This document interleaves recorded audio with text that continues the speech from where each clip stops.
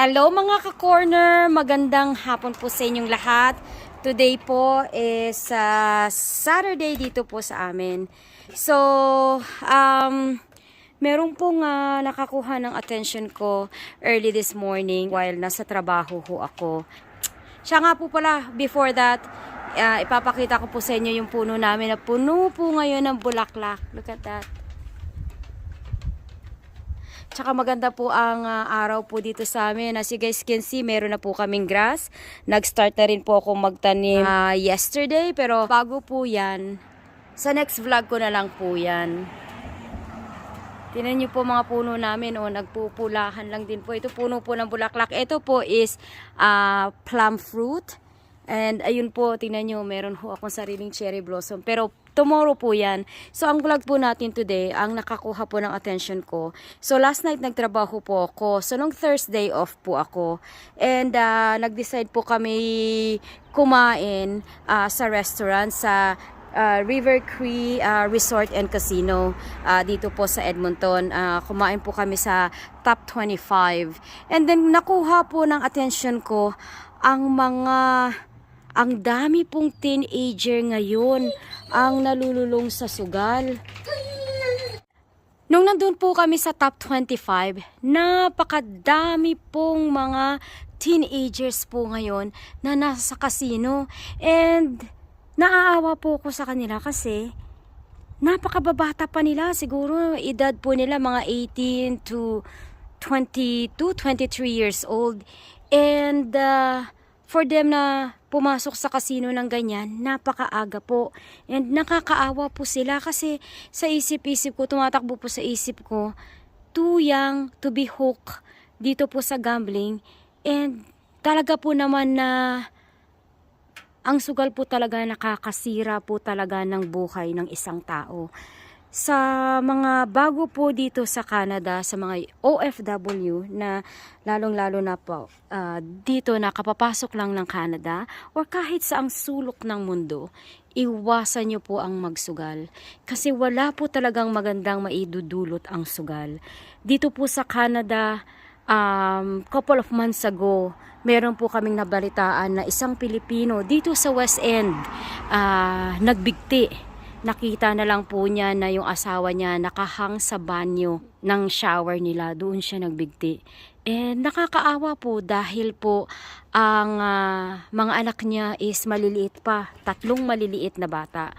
And nung na-interview po yung asawa, ang sabi po niya kasi, hindi po niya alam na ang asawa niya is nalulung na pala sa sugal. And hindi niya din po alam na ang mga finances nila, lalo na po ang mortgage nila sa bahay, is behind na sila ng 3 months and kukunin na ng bangko ang bahay nila. Nakakaawa po yung mga ganong sitwasyon. And then dumating po yung asawa niya galing sa pag-pick up ng mga anak nila sa school. Hinahanap po niyang asawa niya dahil ang sasakyan daw po is nasa garage. And nung pumasok na po siya sa banyo, nakita po niya yung asawa niya na nakabitin doon. And ang dami po pala din niyang mga utang na naiwan dahil itong asawa niya kasi nangutang sa mga kaibigan.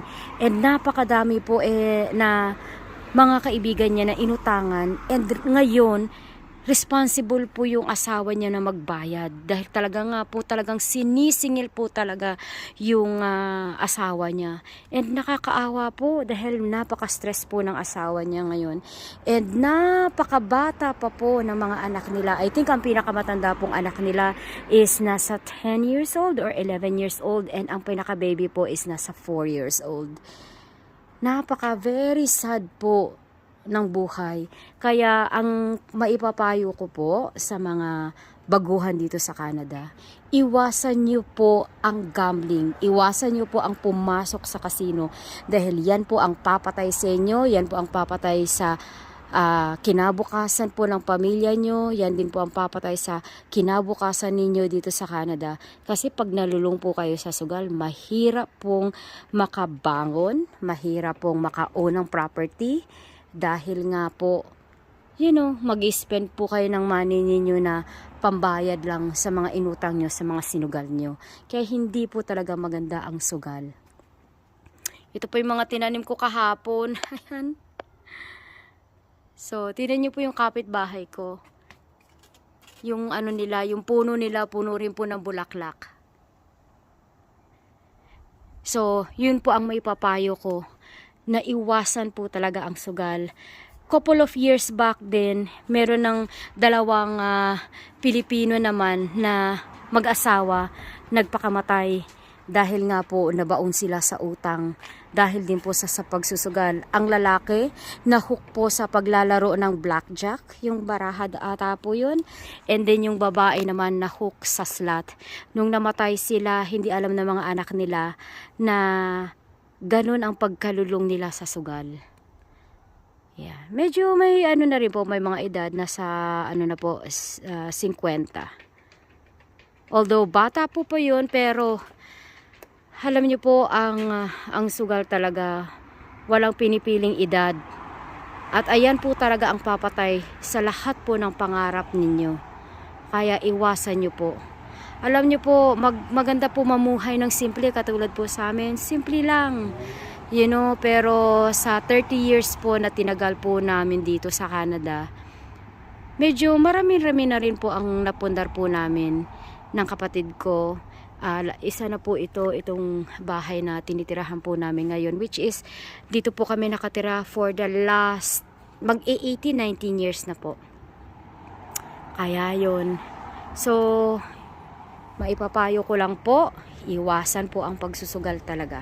Kasi wala pong magandang maidudulot yan sa buhay natin, sa buhay ng pamilya ninyo, at lalong-lalo na po sa kinabukasan ng mga anak ninyo.